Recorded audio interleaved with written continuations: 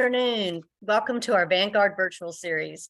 As always, we're going to give just a few moments to let everybody have the chance to log in, and then we'll get started. We have a great group of attendees today. We're just so pleased, and I know that you're going to enjoy Scott's presentation.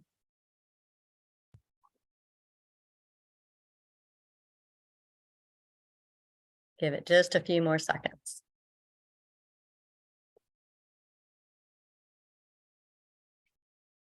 Fantastic. Well, happy spring. It's a beautiful day, still a little chilly here on campus. And I am so excited to be doing this today from the parish library. So I hope that all of you can kind of see some of the ambiance behind me, and you can close your eyes and pretend like you're here. And it's just a beautiful space in the Alumni House, and we're all so proud of it, as I know you are too. I'm just so pleased that so many of you are joining us today to learn more about our university archives. Our unique history gives us so many opportunities to share the human element of who we are, both as a university and a campus community. Our campus speaker today is Scott Hinshaw. Scott is an alumnus of UNCG, having received his BA in '97 and his MA in '04 from the university.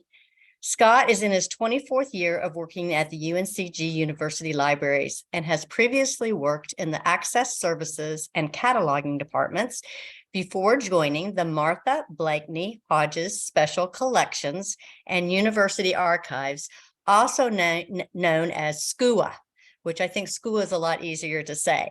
Definitely. So he did that almost a decade ago. Scott works primarily in the areas of accessions and oral history for the UNCG Institutional Memory Collection. Scott is a phenomenal partner with the Office of Alumni Engagement. He is a steady and loyal presence during many of our events, such as the 50th reunions, Alumni All Access, and Homecoming. Our alumni always enjoy his keen knowledge of UNCG history, and most of all, his sincere interest in the personal stories and experiences that are shared with him. He is a true asset for all of us. So Scott, thank you so much for being here with us today. And without further ado, I will hand it over to you. All right, Mary, that was awesome. And you're too kind. I really do appreciate it. And as she said, I really appreciated working the table. Had a little exhibit for the 50th reunion last fall, and that was just a wonderful event, and I really appreciate being a part of that. So thanks for inviting me today. Thanks, Mary. Thanks, Jill, who's helping out with technical things behind the scenes. Let me see if we can get my screen shared.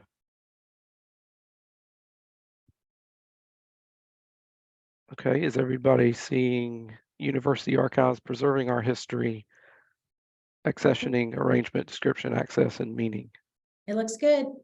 Okay, great. All right, so that's the title of the presentation today. Just to give you just a small little bit of information about myself to go further. I'm actually the son of a UNCG graduate. She was a first generation student. And as Mary very well put, I think a lot of what we do, she and I both, is trying to preserve memory of UNCG, what makes us distinct, those shared traditions and memories of our time, all of our times here. So I really appreciate being a part of UNCG today. Obviously, I acknowledge that I would not be here without UNCG. So, and I would not have the life I've known so far without it. So I do want to say that up front. There are going to be sort of two distinct parts to this presentation. This is somewhat adapted from a talk that I've given to some of our LLS students over the years. So the first part is going to be academic and theoretical framework for archives profession. I don't know if there's any way around it, but I hope that enough of you stick with it, stick to the guns, and wait for the good stuff in the second half, which will be, looking at some of the material collections, material culture and collections that we have in the second half. And when we look at those, I want you to think about, how we create meaning from our archives. I feel like the preservation of an institution's culture is the job of an archive, as well as those legal things that we're going to talk about as well. So think about that as we go along. And we'll also discuss some of the aspects of these items where we're talking about preservation and access and the balance there. How do we decide what to keep and still save room for all the other stuff we have to get in the future? Because of course the archive never gets rid of anything. So I'm going to jump right in now. Let's see. Okay, some of the principal sources come from the Society of American Archivists, which is a national organization of archivists in America, Canada, that provides workshops, education opportunities, standards. They publish, as you can see here, these are some of the standards we use.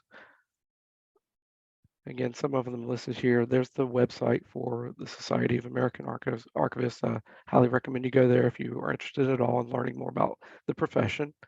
One important article that came out in 2005 and kind of changed the thinking, it kind of reset the way we do things, is there at the bottom, more product, less process. You might also hear that referred to as MPLP.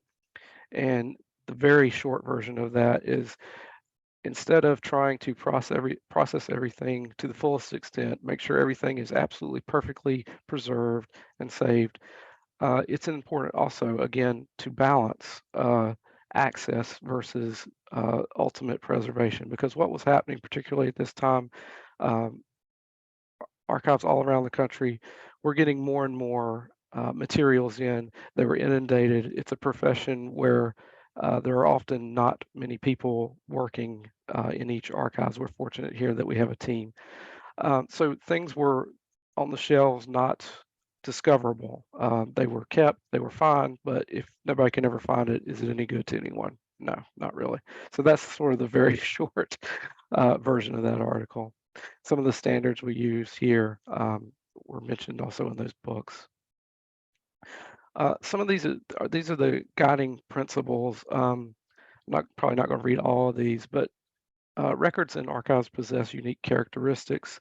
There's a principle called respect des fonds, which is defined as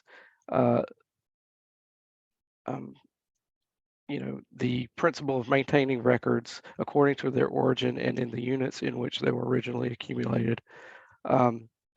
Basically, every collection has a creator, and that creator, when they use these materials in the normal course of their lives, has a reason for doing it in a certain way. So we don't want to, as an archivist, take their materials and then rearrange them because we think it should be alphabetized or it should be by year. The gist of all of this down here is that context is very important. Yes, each individual item has meaning by itself, but there's also meaning in the relationships between those items and the relationships between that creator and the relationships between other materials. One way I like to give an example about this is the artist Andy Warhol used to, at his studio, have a desk, and every month he would work on his projects, and there's no telling what he would have on there, but every month he'd clean off that desk, he'd put it in a box, he'd tape it up, and he'd write the date on it and put it away and start again every month with some new materials, whatever it was he was working on. So you can understand that if you start as an archivist, take those materials and take things out, and you say, oh, okay, well, here's all the paintings, and here's all the photographs, and here's all the other stuff, and start arranging it in your mind the way it should be arranged, you're losing all the context that came with it. So we try to maintain what we call original order. We hope that we get things in order, because obviously everybody who has created records has arranged them themselves, and we want to make sure that order stays in place because that's the important stuff.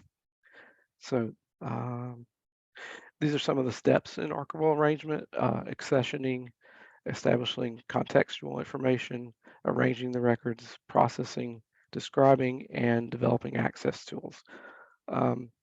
sort of also along lines with that article, the Meisner Green article, that MPLP article, was make sure that you don't get stuck in the processing when you're working on your collections, because if you stay in the processing all the time, again, you're never going to get down um, to the describing and the developing access tools. And again, if your collection is hidden, if there's no way for anybody to know it exists, it's not doing anybody any good.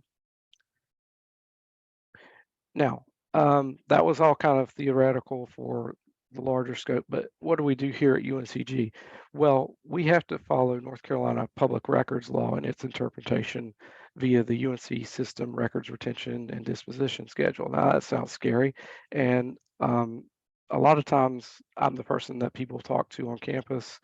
They want, they're cleaning out their office for whatever reason, and they've got records, and they call or they email or whatever, and they want to know what's going on and what do I need to send over to you? Can I send over everything? Sometimes they want to do that, but ideally we want to get in contact with them before they send it over. We want to make sure they know what kinds of things we want, what kinds of things we have to have, and then we want to make sure they know what we cannot take, so we don't get that at all. And that means we don't have to get rid of it after the fact, because we have limited room both in physical space and digital stuff. So that's important point as well, that everything we're talking about today, there is no difference in the format, whether it's a physical thing or something born digital. The laws or the rules that we use apply no matter what it is. So um, I'm gonna move ahead, make sure we get through everything. So this is just an example of one part of the records retention schedule. This is just administrative records, one part of it, and you'll see it calls out different things. It describes what they are and what the disposition is for those things. And you see that all of these happen to, say, transfer to archives after 5 years for appraisal and final disposition. That's important because we actually have some leeway there as far as what we take. Now we obviously would get in trouble if we started saying we didn't want records that document the administrative history of the university, like accreditation reports and annual reports and those kind of things. Obviously we have to have those kind of things, but we do have discretion, and that'll be important to remember as we go further. So we have a LibGuide that the university archivist, who is Erin Larimore, who is my direct boss, and she has created this, and this is very helpful. This is one of the things I send to people when they say, what do you need to see? And this is what it looks like, and it has our forms there and information. You can see the types of things that we take. That's just the second half of it. This is just screenshots. That's our transfer form. That's what I ask people to fill out, and hopefully they will. And hopefully they give me a box and folder list. That's very helpful. And then this is just some examples of things that we receive. If we're successful in our efforts, we get things in order and relatively neat in boxes, and that's great if we get that. This is just an example of this one row to the left here, range 7B, is just the provost records. So boxes and boxes and boxes. These happen to be paper records, but if we had artifacts or things like that, they would be housed similarly. Maybe they'd be in different size boxes or something like that, but it's all like that. Usually the lights are off too. We have climate control conditions. So we try not to have a backlog with our processing. We have to decide where the things go. If we have duplicates, do we need to make a new records group? Is it something we've received from a unit that we already have records for or not? Those kind of things. And once we've processed and described them, we need to give access to these things. Again, if nobody knows that we have them, there's no point in us even having the things. So we are open to the public. Most everything, there are some things that are sometimes restricted, but the vast majority of what we have is open to the public for research. And there are several ways that we can do that. We have Archive Space, which is our tool for finding aids. Think of a finding aid as like the card catalog used to be, or the online catalog now for books in the library. we have our own way to describe archival materials because they're a little different. We also make a catalog record for collection level items, collection level records, and that goes into the online library catalog so that people can find those worldwide. And then a select number of items are digitized and available via Gateway. Gateway is just the term of the platform that we use for our digital collections. Not everything we have is digitized. This is archive space, and this is Dr. McKeever's records, founder and president of the school, just to give you a sample. And this is Gateway. It happens to be, it flips, that image on the Gateway there flips. So it'll be all kinds of things. And this is our repository for things of the whole, not just UNCG, it's Greensboro history and all the other partners we have in the community. So one question that I do get is, why do we have this? And I get this from students, and I think maybe they mean who saved this stuff, but more accurately, why is it important? I mean, I think that's what they're really asking. I think it's going to be clear after we look at these that we're required to keep a certain amount of them by law, but as I said, there's flexibility outside that. Our LibGuide does a good job of outlining some of the things we want for archives as well. But I think of an archive as representing who we are as an institution as well, what makes us distinct, what tells our story, how do we make the history of our university personable. And of course, again, keep in mind that we do not have unlimited room or storage for things physical or even digital. So we're going to start at the beginning. This obviously is an important document. I hope everybody knows who the man on the left is. That's Charles Duncan McKeever, the founder and first president. He's the reason that we're here today at UNCG. He started the school. And this is a copy of the text of the legal document that established the school. And you will notice slightly old language there. Obviously, this was a time of separate schools by law, so it does say industrial school for white girls. So it is what it is. Again, trying to make things personable. I don't know that a lot of people have a great feeling about who McKeever was. So I wrote a blog sometime back about his education. This is a picture that most people don't see of him in his earlier years. He attended Chapel Hill and graduated in 1881. This is actually his notebook, his notes on zoology. And I have another earlier picture of him on the left and his notes from probably, I guess, biology. This is his The Eye notebook page. So, so why do we have things like this? He died very suddenly in 1906. I think that, coupled with the fact that he was the founder and president of the university, leads people to kind of want to hold on to whatever they have whenever somebody dies unexpectedly. He was only in his 40s. I think that's even more reason why we might even have, his school books essentially, and we have stuff from when he was a child too.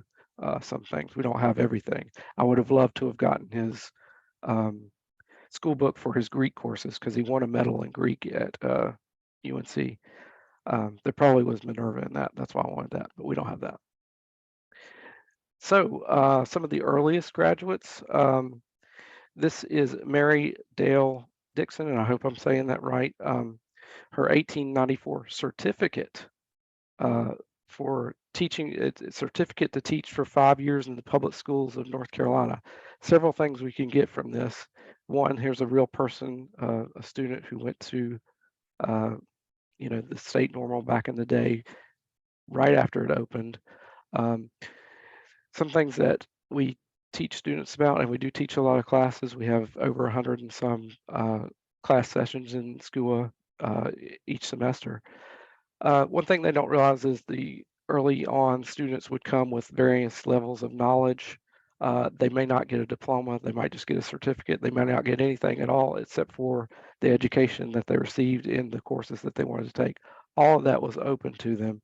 And it was because McKeever decided that, hey, women ought to have education too, and that ought to be available to them. I want you to notice that Charles Duncan McKeever's signatures on here, and also the seal is on there, and it does have Minerva. So 1894, we have a Minerva. That's the earliest Minerva we have, except for this one, which is on a diploma and life license. This is Mary Lewis Harris. This is her diploma and life license to teach. So she got a diploma. The other student got a certificate. And again, we see actually a different version of the seal with Minerva on it. Minerva changed a lot over the years, seemingly every year. And Mary Lewis Harris is the middle row, middle person in that shot, in that photograph. Now, speaking of young graduates early on in our school who went on and did something, this is a letter from Kitty Dees, Dees. I don't believe she graduated. I don't think she got a certificate, but she did come and attend courses here. She took some of the what we would call business courses now, bookkeeping, secretarial work, and she got involved with this person, Warren Henry Manning, who was a landscape architect in Boston, Massachusetts. He worked with Frederick Law Olmsted of Central Park fame, and she was working for him in Massachusetts, and she wanted to do something for the school. So she actually talked him into, almost for free, it was really just for cost of, clerical help, drafts and traveling, to come down to Greensboro and plan the campus. So on the left here, we have a general plan, and you can see quite clearly what's now College Avenue there and Spring Garden. And that's the vision for the campus. And this is from about 1902. He was actually the official landscape architect of the college from 1909 to 1920. And so his influence is massive. And so why do we have it? It's kind of obvious in this case. For her doing this, the State Normal Board of Trustees passed a resolution releasing Miss Dees of her tuition debt from the school, which I think is just great. I mean, that's fantastic. I also read one thing somewhere, which never actually happened, that College Avenue was proposed to be named Dees Avenue after her, but that never happened, unfortunately. And I could not find a photo of her. I don't think we have one. I just love this photo here. This is called Four Students in a Dorm. The photo dates from 1911. And, this is campus culture. If not for different uniforms, clothing, these could be students of most any time. They're studying, they're fooling around, they're eating in their dorm room. I love the pennant up on the wall that says normal. That's what they used to call their the school then. They called it the normal. And then on the right, we have a pennant, a class pennant. So class of 1912. There was a lot of class identity, not in social class type things, but as far as sophomore, junior, senior, that kind of thing. Class identity was a big thing back then. So I like to show that one as well. And it's neat that we have so many textiles in our collections. I'm going to talk about some of the traditions, and I'm going to try and go a little faster. I realize I'm running short. Sorry about that. A lot of what makes up, campus culture are the traditions that we hold. It was a woman's college, and of course, stereotypically, as I say this, scrapbooking is a big deal to women of this period, and we have a lot of scrapbooks, and it's really cool because we get to see sort of an inside look of what they think about what they're doing, what they're here for, and that kind of thing. So this is actually a wooden cover on the right. I want you to particularly take notice of the little sailor boy, USS WC. And this is what is underneath that. Now this has been digitized. This is why I can do this. And this is digitization for preservation and access, because you can imagine having to fold and unfold these things that are on, they're on craft paper, they're glued in, they're fragile pieces of paper. But if it's a digitized item, we can do this, we can look at this and not even touch the piece. It's not the same as touching the piece, as far as experience wise, but it's cool nonetheless. So it's about preservation and access. This is another scrapbook from 1966. I love the Minerva crest. Um, a lot of different Minervas over the years. She changed a lot. And we have the freshman dance, I think, freshman ball, my freshman talent show, and a newsletter advertising the junior show album, which you could buy. Here we have a picture of the daisy chain being made. I think this is 1959. Yes. And then the daisy chain chairman report of 1965. So much of what was done during the Women's College years was student-driven committee work, and none of these things would have happened if it weren't for the students caring about it themselves. So you can read this, you can go back and see what it's like to be the daisy chain chairman, what was involved with that. And of course, the class jackets, one of my favorite things. They're so cool. They look great. Look at these ladies here. They have, this is 1956. You can see the variety of class jackets here because, of course, every class, again, that class year identity, sophomores, juniors, seniors, shows up here. Love the pinstriping. It's great. Again, we have an example of committee work here. The jacket committee report. And again, this is students. They have to design the jacket, decide the colors. Now there was the color rotation that I think all of y'all know about for each class, and sometimes they went with it and sometimes they didn't because who wants a lavender jacket, but they also decide the crest here as well. Every time. And so that would change every year. They would design the look of the jacket. Some of these very wildly. We have one from the 40s that looks very much like a World War II bomber's jacket. It's really cool. Class rings. We have 1958 ring committee report here. Again, they designed the rings as well right up to 1963, 64 when the seal, actually it was further than that for the ring, sorry, it was probably about 68 or 69 when the rings became sort of standardized with the official seal. And you can see it says new official class ring on the right, and that's from 1972. Yeah, 1972. Here we have a 1962 class ring. You'll notice that it has a crest kind of a seal on it. Again, this was done committee work. They decided what they wanted it to look like. It changed just about every year. And then we have an example of the ring ceremony. What did you go through when you got your ring? You can see it all laid out right there. It's very important. Ritual, tradition, practice, collective practice events that sort of make you feel like you belong at the school. And here's a tradition that maybe we should be glad died away. This is, I guess you could, the best way you could describe it is light hazing. Could be worse than that as well.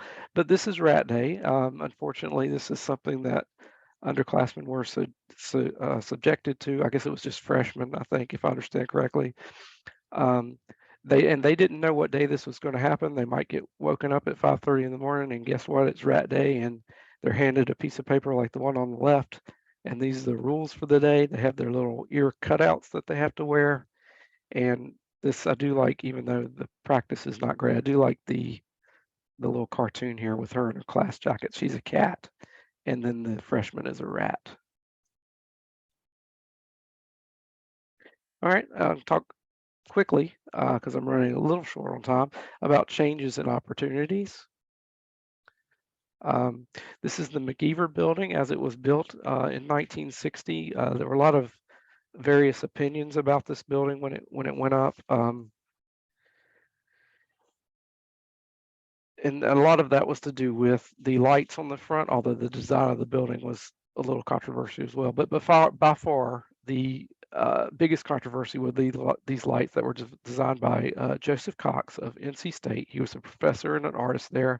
He's also the guy, if you know Hill Library on NC State's campus, the color wall there is his work. And this is what it looked like when it opened. Now, this some of the ways the building and the lights were described were Charlie's Bar and Grill, Charles Duncan McKeever. Randall Jarrell was known to refer to it as the Thunderbird Motel.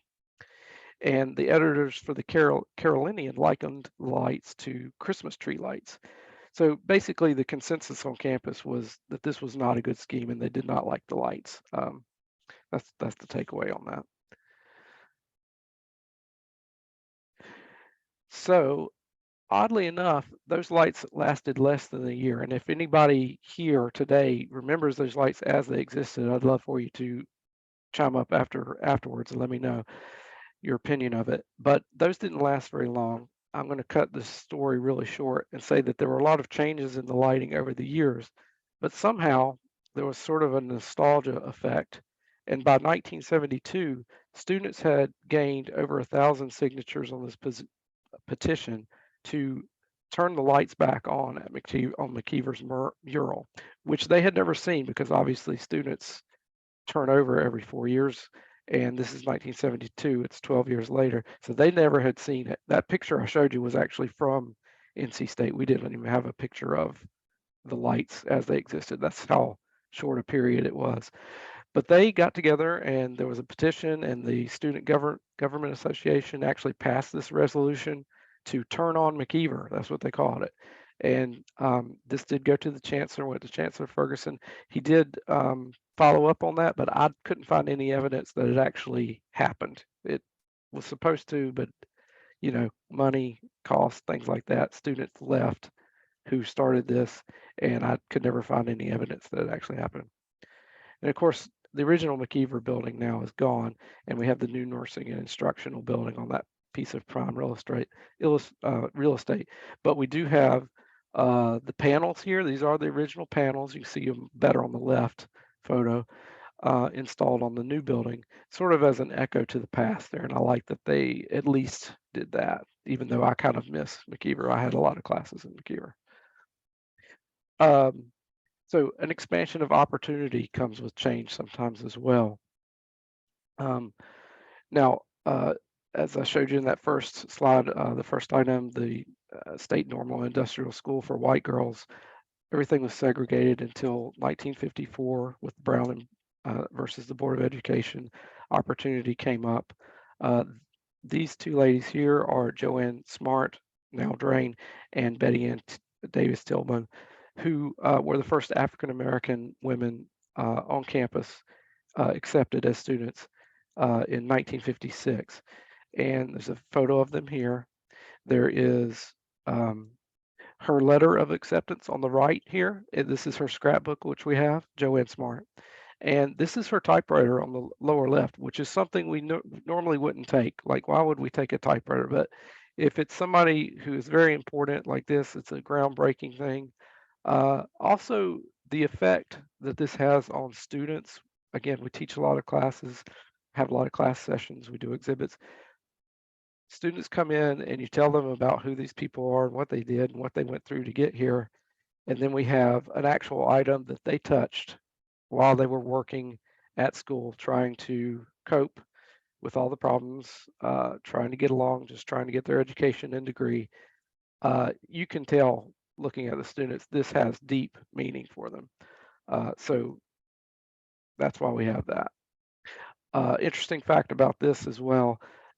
If you listen to Joanne Smart's oral history, she actually learned about her acceptance to the school, not through this letter, but through an Associated Press reporter who called her and asked her, so what do you think about, how do you feel about getting into women's college?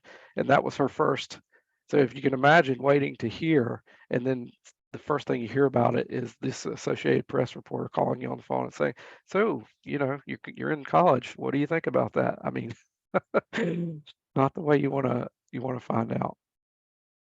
I do also want to take a moment to talk about the first African-American professor, faculty member at UNCG. This is Dr. Ernestine Small. I interviewed her in 2020 via the phone because we were all in the pandemic. She is in Memphis, Tennessee, or last time I talked to her, she was still working for the public health department there. So still a hard worker. I'm a big fan of hers. If she also helped start the nursing program here at UNCG. So not only breaking the color barrier on the faculty, but also starting and helping to start a new program. Obviously, men coming to campus in 1963 is a big change. It is also an expansion of opportunity in that you have men coming to a school that was only open to women prior to that. I've got two university seals here. As I've said a few times, Minerva changed pretty much yearly before 1963, but when men came, we ended up with the Minerva on the right, which I like too. But obviously, you have a name change. It was the Women's College of the University of North Carolina, and then we had to get rid of the Women's College because men are here. So it's University of North Carolina at Greensboro. But notice the change in Minerva herself. The one on the left, I did pick it because it's a more feminine version. There are many versions. There are also many other versions that are even more feminine. But one of the problems with the seal, I hope you can see some of these quotes. There was a feeling on campus, particularly in administration, that Minerva as she existed was too feminine. Minerva, I'm reading some of these quotes here, ought to be masculinized. Some people thought Minerva looked too much like a woman. That's interesting. So there's that dynamic at play of, okay, men are here, so we have to kind of cater to them, right? Don't agree with that, but that's what happened. Here it is. Apparently someone thought we needed a male Minerva. That's something. Also, I will point out this Minerva seal to the left on the screen here. One of my favorite ones. It's taken from a Greek pot. I love it. That came out about the time of World War II and stuck around for quite some time, and I like it a lot. I think it's a good one. So male students, we have exactly one male gym suit here, this UNCG top and shorts. The top actually is perforated. It's a really, seems like a really modern material, actually. It's not just a cotton top.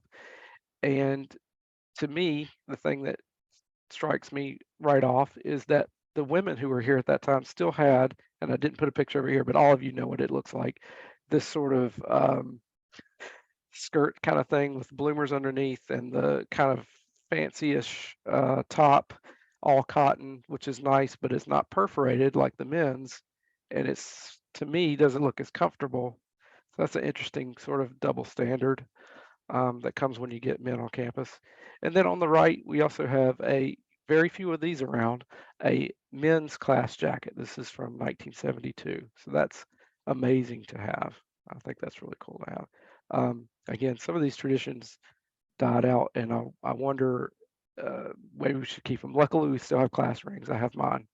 So I have two. I'm going to end up on these very striking Greek masks. And the reason I'm going to end up on those is because, to me, in my experience, UNCG has always been a place where the teachers and campus really care about the students. We don't usually take things like this. This is student work. A student made these for like an art drama class, costume class. And the story I've heard is that the student was having trouble with like the traditional, written papers and things for this class, really struggling. And so the professor thought, okay, maybe an alternative project for, extra credit would be appropriate. So this is what the student came up with. And these are amazing. They're great. They look wonderful, these Greek drama masks. And these are actual wearable masks. They have padding inside and loops on the back, so you could actually use these. They're functional, as far as theater masks are concerned. But I just love the story of this, as well as the fact that one of our collecting areas is performing arts. So it really fits in well to bring out these if we have a class coming in with, say we have Dr. Hanson's theater collection in our manuscripts area, which is posters and everything you can think of to do with drama. So it fits well on a couple of levels, but I've always really liked that story, and it just kind of encapsulates to me. I always had fantastic professors here, both in my undergraduate and graduate years, people who really cared about the students. So to me, that just says UNCG to me. And with that, I went a little bit long. Sorry about that, but That is not a problem at all. okay, Scott, it was so fascinating. okay, And a couple of comments, and two, remember, please put your questions in the Q&A or hit the raise your hand icon. No, we have some questions, but Joanne Smart Drain is with us today. oh great. She's here, and I don't know, Joanne, I don't want to put you on the spot, but if you want to say anything, that'd be great. And also worthy to note on your class jacket, you're showing about the men, that was Jim Lancaster, class of 72, Yeah, thank you. who actually served as our first male 50th class reunion chair this past year and was the first male bell ringer. So lots of history there. I see Joanne. Joanne, hi. It's so good to see you. Hi there. Thanks, Mary. Scott, this was fascinating and very, very informative and interesting to me. As you can imagine, I've got stuff. And, and so, knowing what stuff would be of interest to the university, it has been very important to me. There are only, for your information, of the 5 Black students in the 56, 57 year, only 2 of us alive today. Zelma, Amy Holmes, who was in the class of 61, and myself, Claudette Burroughs White, Betty Tillman, and Margaret Patterson Holmes, Horton just died this past month. So I've been thinking about some of these things that I have that might be of interest to the university. It looks like the lib guide is what I need to request be sent to me so that I can review it and kind of determine what's of interest and what may not be. Is that correct? Well, I'm going to say if you have things for us, you can contact me directly and or Stacy Krim, but we'll get you, just contact us and let's talk. Because Okay. As I said before, and I hope that's not news to you, but the typewriter as an item, you think a typewriter. Well, for one thing, students don't know what that is. Students now, they're like, "What is that?" But it really does. You can see in their face when you're teaching about this, and and they can actually see it right there. It makes it real. So yes, please just talk to us. The LibGuide, there's a distinction that's not important to anybody outside of our department, but Okay. we have a university archive side and a manuscript side, and I think some of your material might be in manuscripts already because you have given us your scrapbook, I believe, and things like that. So just contact me directly, and if I'm not the one to help you, I'll find somebody who does, and you can tell me what you got and what you're ready to get rid of. Could you just shoot me an email with your Okay. contact information, and that would be very helpful. And thank you. Yes. Yeah. Thank you. I didn't know you were going to be here. This is fantastic.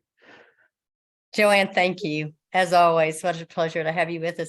Scott, we have several questions, and I'm going to take a couple that haven't been put in the chat that we got early that kind of follow what Joanne had asked.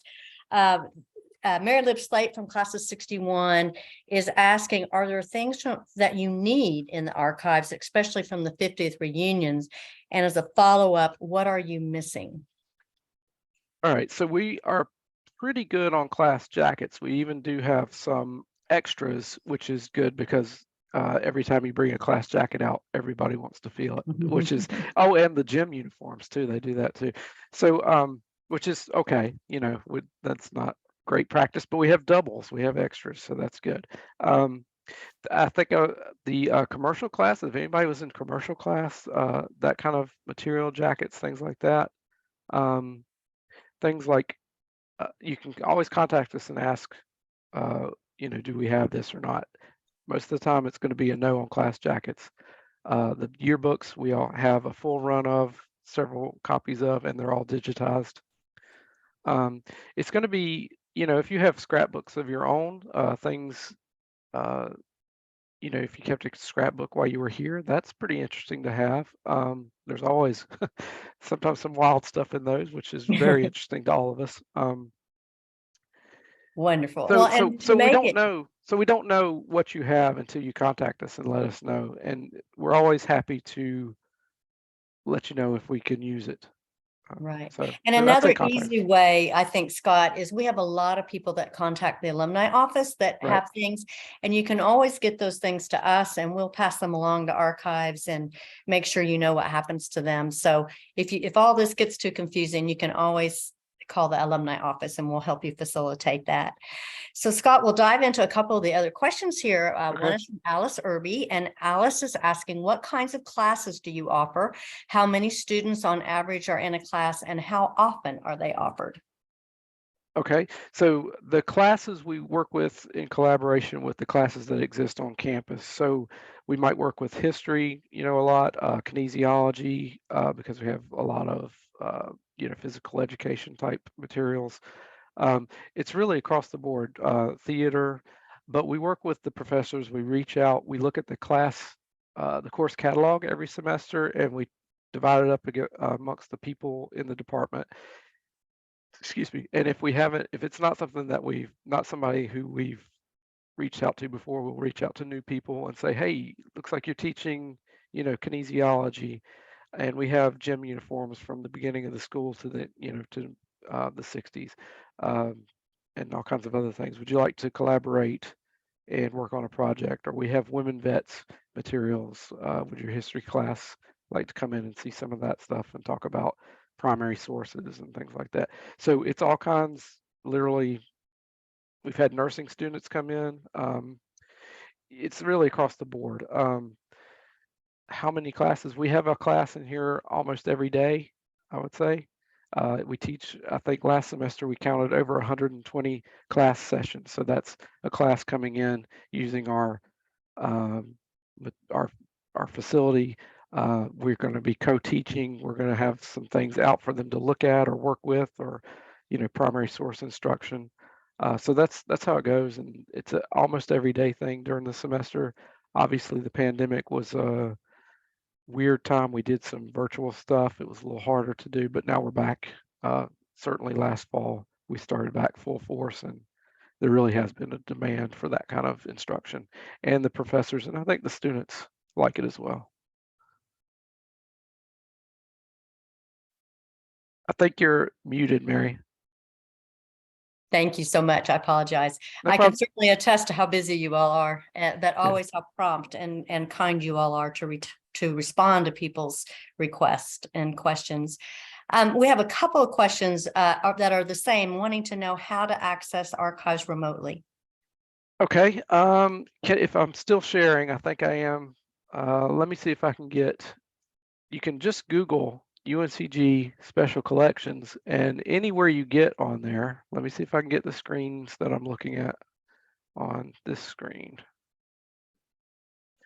Do y'all see University Archives now, UNCG University Archives on your screen? Should be there. No. Are you still seeing the Yes. presentation? Yes. Okay, well, let me just explain it because we're running short on time. You can really just Google UNCG Special Collections, and any page you land on will have a ton of links. But the one for online collections, I believe, is actually called Online Collections. That's that gateway that I was telling you about. I can also give you the address for Gateway. It is gateway.uncg.edu. Do we have chat? Can I do chat? No, I don't see that. Yes, now I see it. I'll Yes, put that. sir, Yeah, Jill can put I that can in drop there it in too. there. I'll Yeah. drop it in there. All right, thank you. Cindy Meyer just wanted you to know that she has donated her class of 1969 Navy jacket several years ago. Yep. And from Tom and Allison Mims, I bet you this is from Allison, not Tom. When I entered UNCG in September 1963, the old women's and Kirkland dorms had just been knocked down. The story was that there had been rats in the bathrooms.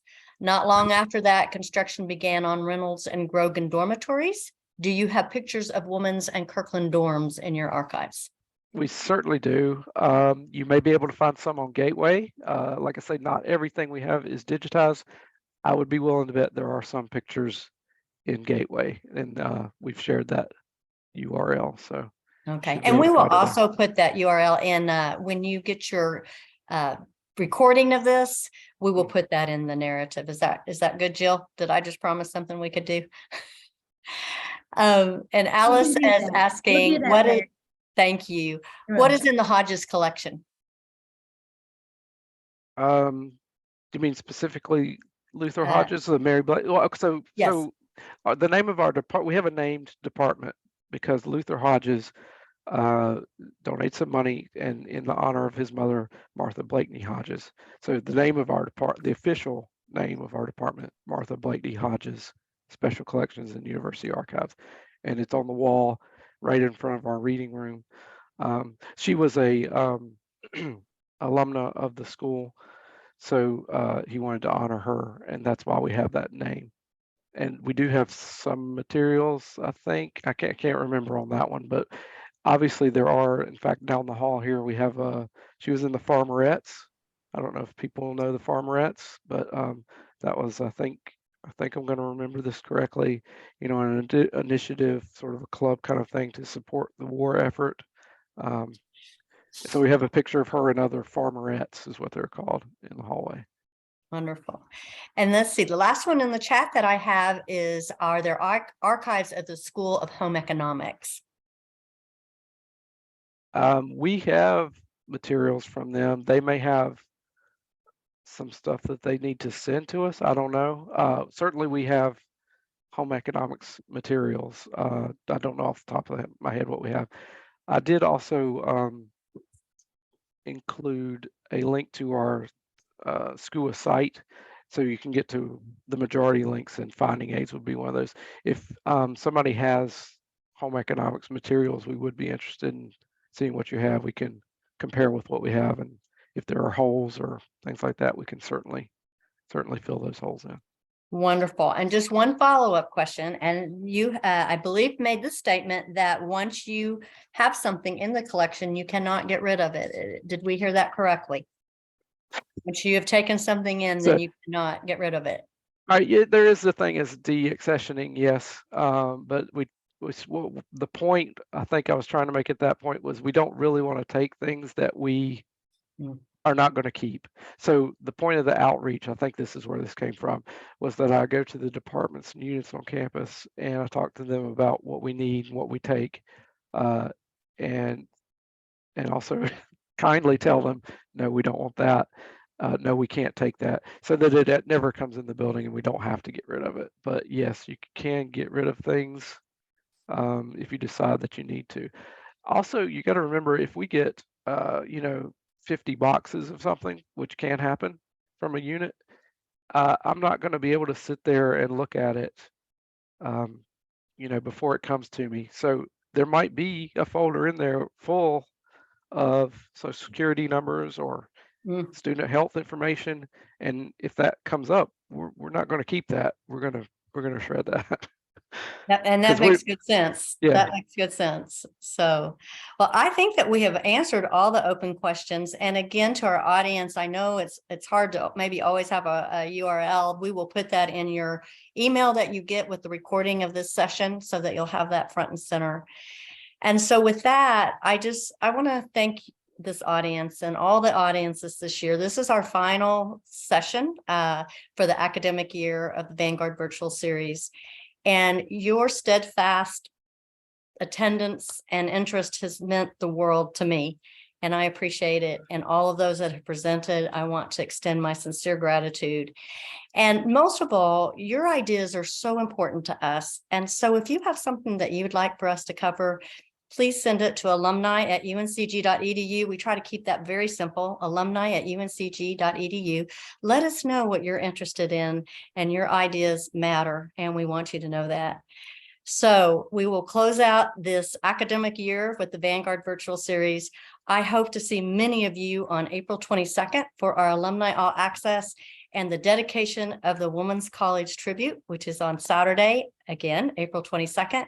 If you have any questions, please email alumni@uncg.edu. We'll be glad to get back to you.